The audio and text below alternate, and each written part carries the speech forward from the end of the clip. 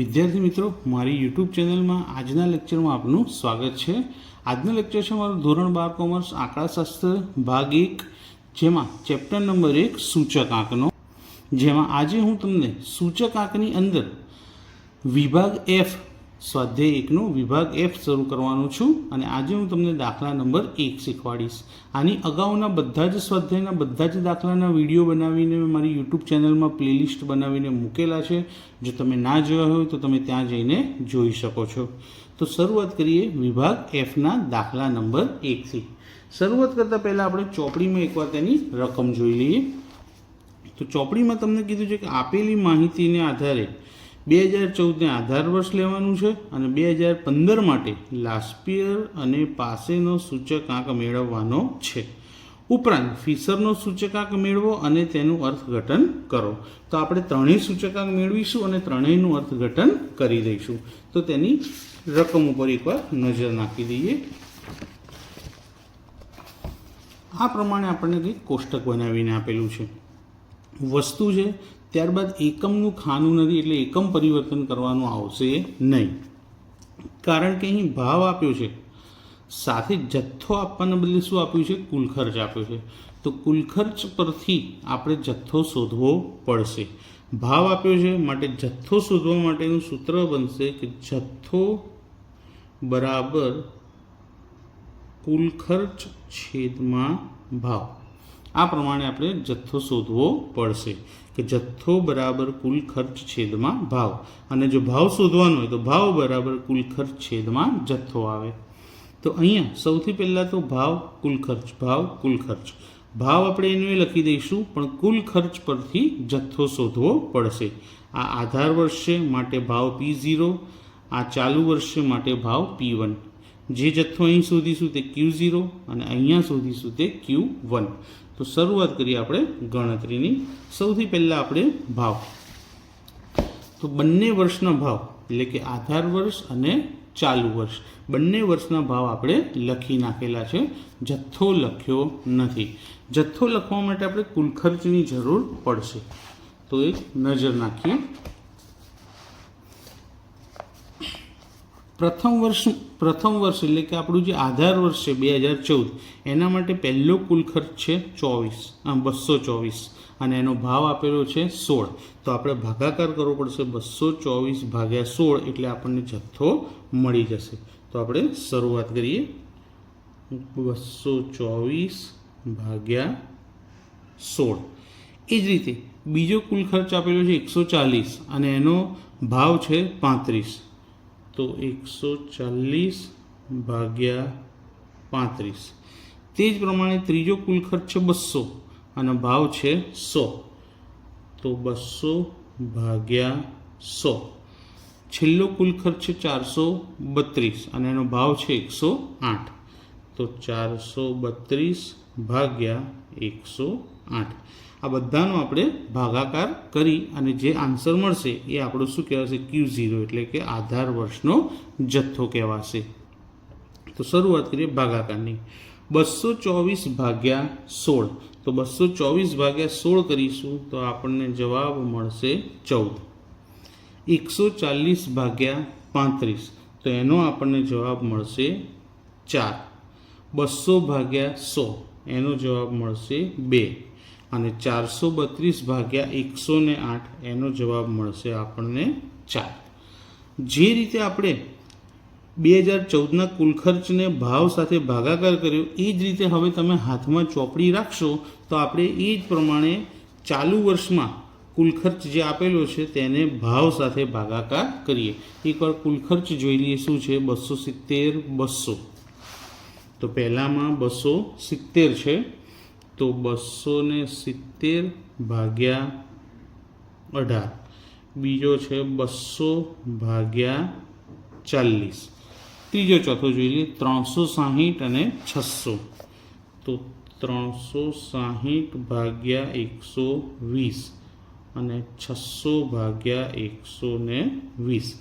હવે આ બધાનો ભાગાકાર કરી અને આપણે એનો આન્સર લખી દઈએ। તો સૌપ્રથમ 270 ભાગ્યા 18 કરીશું, તેનો જવાબ આપણને મળશે 15। 200 ભાગ્યા 40 કરીશું તો એનો જવાબ મળશે 5. 360 ભાગ્યા 120 કરીશું તો એનો જવાબ મળશે 3. 600 ભાગ્યા 120 કરીશું તો એનો જવાબ મળશે 5. તો હવે આપણને P0, Q0, P1, Q1 મળી ગયા છે. ત્રણેય પ્રકારના સૂચકાંક શોધવાના છે, એટલે 4 ખાના બનાવવા પડશે, 1000 અને 1101. તો પહેલું ખાનું P1, Q0 એટલે કે P1 અને Q0 નો ગુણાકાર, એટલે કે સૌથી પહેલો ગુણાકાર આવશે 18 ગુણ્યા 14. 18 ગુણ્યા 14 નો ગુણાકાર થશે 252. બીજો ગુણાકાર 40 ગુણ્યા 4 એ આવશે 160. ત્રીજો ગુણાકાર 120 ગુણ્યા 2 એનો જવાબ મળશે આપણને 240. 120 ગુણ્યા 4 એનો જવાબ મળશે 480. આ ચારે ચાર જે કિંમત આપણે શોધી એનો સરવાળો પણ આપણે કરવાનો છે. તો આ ચારેય કિંમતોનું ટોટલ કરીશું આપણે કેલ્ક્યુલેટરમાં, તો આન્સર આવશે 1132. હવે એ જ રીતે શોધીએ P0, Q0. P0 અને Q0 નો ગુણાકાર, P0 16 અને Q0 14. તો P0 અને Q0 નો ગુણાકાર કરીએ તો 224 જ મળશે. એ જ રીતે 35 ગુણ્યા 4 કરીએ તો 140 મળશે. 100 દુ 200 અને 108 ગુણ્યા 4 કરીએ તો 432. તો હવે આ ચારે ચાર કિંમતોનો કેલ્ક્યુલેટરમાં આપણે સરવાળો કરીએ તો સિગ્મા P0 Q0 આપણને મળશે 996. એ જ રીતે P1 અને Q1. P1, Q1 18 ગુણ્યા 15 કરીએ તો 270. 40 ગુણ્યા 5 કરીએ એટલે 200. 120 ગુણ્યા 3 કરીએ તો 360. 120 ગુણ્યા 5 કરીએ તો 600. હવે આ ચારેય કિંમતોનો શું કરી દઈશું? સરવાળો. તો આ ચારેયનો સરવાળો આપણે કેલ્ક્યુલેટરમાં કરીએ તો જવાબ મળશે 1430. છેલ્લું P0, Q1. P0, Q1 એટલે કે પહેલું અને આ છેલ્લું 16 ગુણ્યા 15 એનો જવાબ આવશે 240. 35 ગુણ્યા 5 એનો જવાબ મળશે 175. ત્યારબાદ 100 ગુણ્યા 3 એનો જવાબ મળશે આપણને 300. અને 108 ગુણ્યા 5 તો એનો જવાબ મળશે 540. હવે આ બધાનું ટોટલ કરીશું તો આ ચારે ચાર રકમોનું ટોટલ મળશે આપણને 1255. 1255. તો કોષ્ટક આપણે પૂર્ણ કરી લીધું છે. હવે આપણે સૂચકાંક શોધવા તરફ આગળ વધીએ. પહેલું સૂચકાંક શું શોધવાનું કીધું છે એમણે? લાસ્પેયરનો સૂચકાંક. તો સૌપ્રથમ લાસ્પેયરનો સૂચકાંક શોધવા માટે એનું સૂત્ર કે ભાઈ લાસ્પેયરનો સૂચકાંક IL બરાબર સિગ્મા P1 Q0 છેદમાં સિગ્મા P0 Q0 ગુણ્યા 100, એટલે કે આ 1000 વાળું સૂત્ર છે. હવે આની અંદર કિંમત મૂકી તો સિગ્મા P1 Q0 ની કિંમત કેટલી છે મિત્રો? 1132 છેદમાં સિગ્મા P0 Q0 ની કિંમત કેટલી આવી છે આપણી પાસે? 996 અને ગુણ્યા 100. હવે ડાયરેક્ટ કેલ્ક્યુલેટરમાં કે 1132 ગુણ્યા 100 અને એને ભાગાકાર કેટલા વડે કરવાના? 996 સાથે. તો જવાબ મળશે 113.65. તો આ મળ્યો આપણો લાસ્પેયરનો સૂચકાંક. એનું અર્થઘટન લખી દઈએ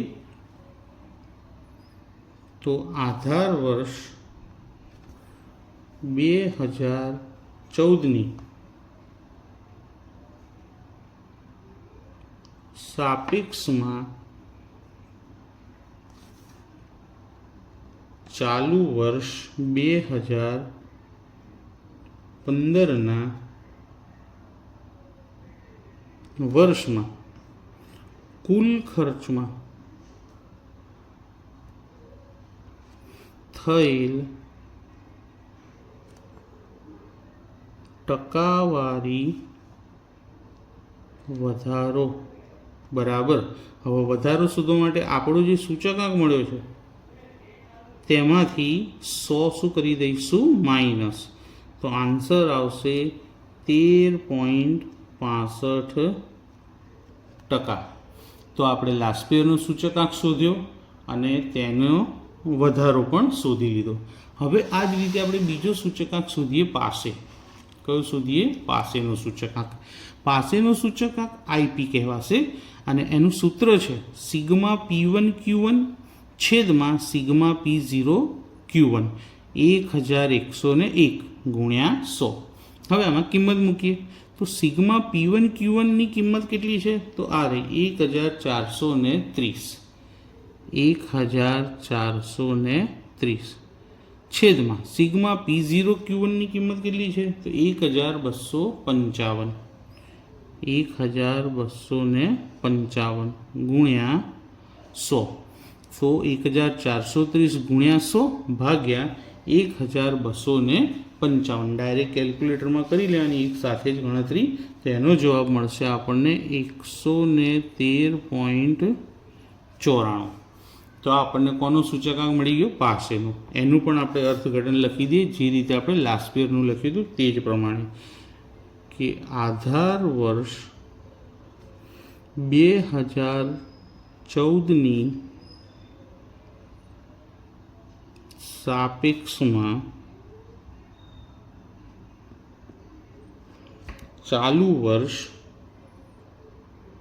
2015માં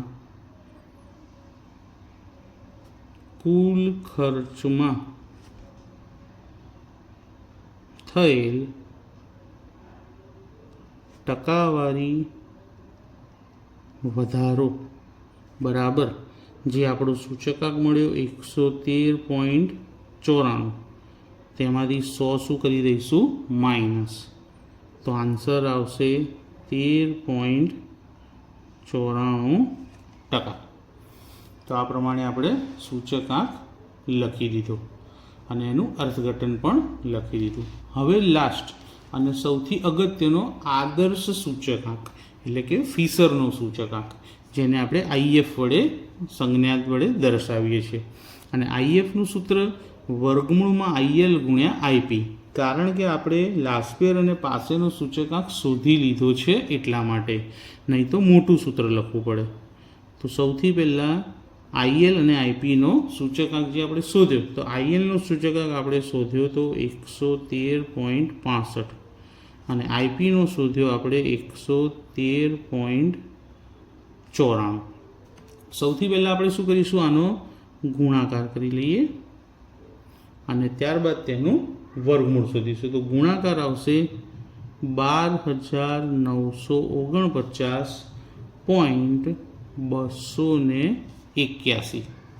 હવે આનું વર્ગમૂળ શોધી લઈએ તો 113.79.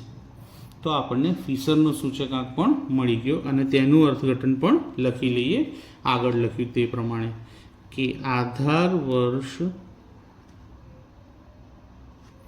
2014ની સાપેક્ષમાં ચાલુ વર્ષ 2015માં કુલ ખર્ચમાં થયેલ ટકાવારી વધારો બરાબર સૂચકાંક કેટલો મળ્યો? 113.79 માઇનસ 100. તો જવાબ મળ્યો 13.79%. તો દાખલા નંબર પહેલો અહીંયા આગળ પૂર્ણ થયો. દાખલા નંબર પહેલામાં આપણને કોષ્ટક બનાવ્યું. સૌથી પહેલાં શું કર્યું હતું? કુલ ખર્ચ આપેલો તો એના પરથી જથ્થો શોધ્યો બંનેમાં, આધાર વર્ષમાં અને ચાલુ વર્ષમાં. ત્યારબાદ ત્રણેય સૂચકાંક શોધવાના હતા, આઈએલ, આઈપી અને આઈએફ. માટે આપણે 4 ખાના બનાવ્યા, 1000 અને 1101 વાળું. તેના સરવાળા કર્યા અને લાઇનસર સૌથી પહેલાં આઈએલ એટલે કે લાસ્ટ યરનો સૂચકાંક, તેનું અર્થઘટન. ત્યારબાદ પાસેનો સૂચકાંક, તેનું અર્થઘટન. અને છેલ્લે લાસ્ટ યર અને પાસે બંને સૂચકાંકના જે આન્સર મળ્યા તેના પરથી ફિશરનો સૂચકાંક અને તેનું અર્થઘટન કરી દીધું. તો મિત્રો, દાખલા નંબર 1 મેં પૂર્ણ કર્યો. તમને કેવો લાગ્યો આજનો વિડીયો તે મને કોમેન્ટમાં જરૂરથી જણાવજો. અને આ વિડીયો તમારા ફ્રેન્ડ સર્કલમાં, તમારા મિત્રોને, તમારા સ્કૂલના તમારા દોસ્તોને જરૂરથી બને તેટલો વધારે શેર કરજો. અને ચેનલને સબસ્ક્રાઈબ કરવાનું ભૂલતા નહીં, જેથી આવા નવા એજ્યુકેશનલ વિડીયો તમને મળતા રહેશે. Thank you.